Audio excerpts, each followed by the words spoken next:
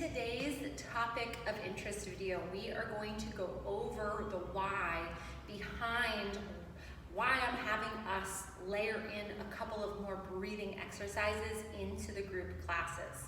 So, if you like to mindlessly exercise, you're gonna get a little bit bored with this video, but I think it's good to understand what muscles you should be feeling and why that's gonna help you functionally in everyday life, but also feel stronger in your actual exercises. So we're specifically talking about what I introduced last week, which is some breathing exercises with your pelvis tucked under with that long drawn out hissing breath that's meant to activate your deep abs, your transverse abdominals is one of your deepest layer of abs that go all the way around your trunk.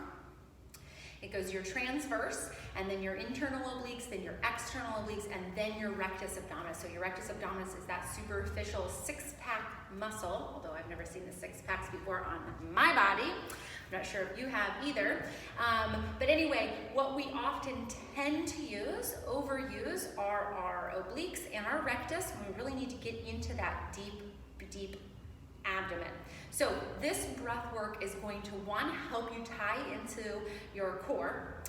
Two, it's going to help bring a little bit of life to your hamstrings. And so your hamstrings often are lengthened because a lot of us, not everybody, but a lot of us live our life with our tailbone kind of untucked. We live, if we think about our hips as a bucket, we live with our hips spilling forward, right? That might just be a natural tendency, kick off to one side, kind of let your tailbone untuck. That can lead to a lot of shortened muscles in your low back and can lead to some back pain. So what do the hamstrings have to do with that? The hamstrings, if your hips are dumped forward, are lengthened, okay? So they're elongated. That doesn't mean they're necessarily strong, right? That doesn't necessarily mean that they're not tight, right? But they're just lengthened. So this breathing with your butt tucked under is gonna help you get access to your hamstrings. Your hamstrings are what's gonna draw the pelvis so that it's back underneath your rib cage, okay?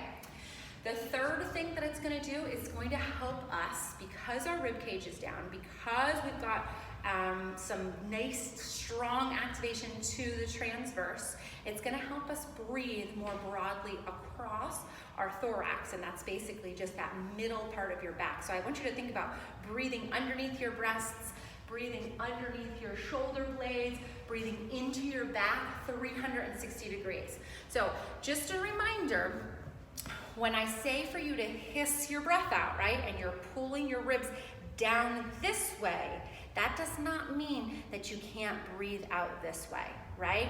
So this part of your rib cage can work. What I don't want to see you doing is breathing this way, okay? Hope all of this makes sense. So those are really the three reasons why I'm starting to layer this in to our warm up and our cool down in hopes that it's going to help you move more efficiently and therefore stronger in your movement patterns. Everything that happens down at the pelvis is going to be affecting what's happening up at the shoulder, what's happening down at the ankle. So if we can kind of tie in really functional breathing patterns, really functional positions of your joints, it's going to have far-reaching effects and you're going to feel a lot stronger. Okay, so let's just go over the breath one time and you'll see this layered in class in lots of different ways. Okay, so I'm going to take a seat on the ground and I'm going to lay down in like a bridge position.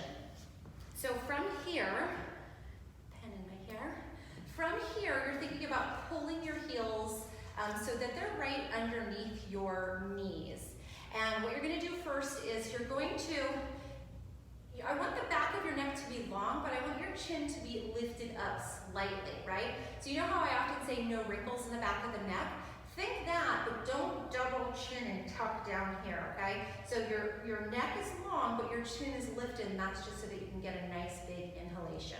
So from here, we're going to tuck our tailbone, and when we tuck our tailbone, I want you to think about finding all of the abdominals between your hip bones.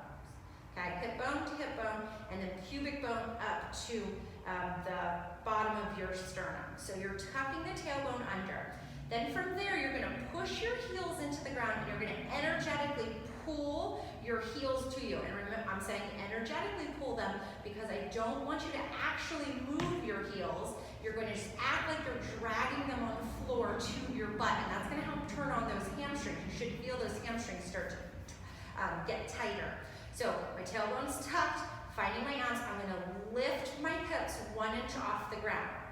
From here, I'm going to take a big breath in through my nose, always inhaling through your nose, always.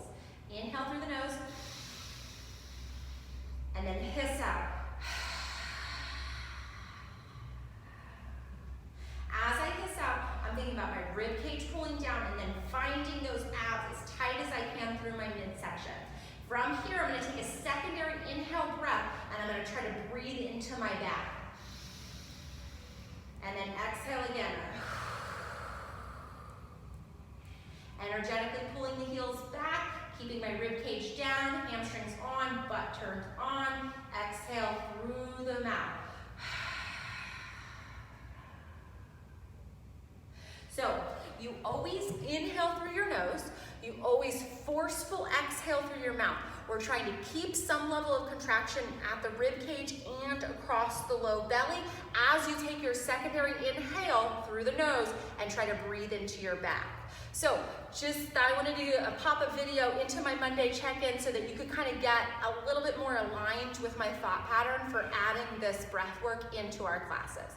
Let me know if you have any questions, if you find something super hard or super easy, or you just have any more questions about it, hit me up and I'd love to talk breathing patterns.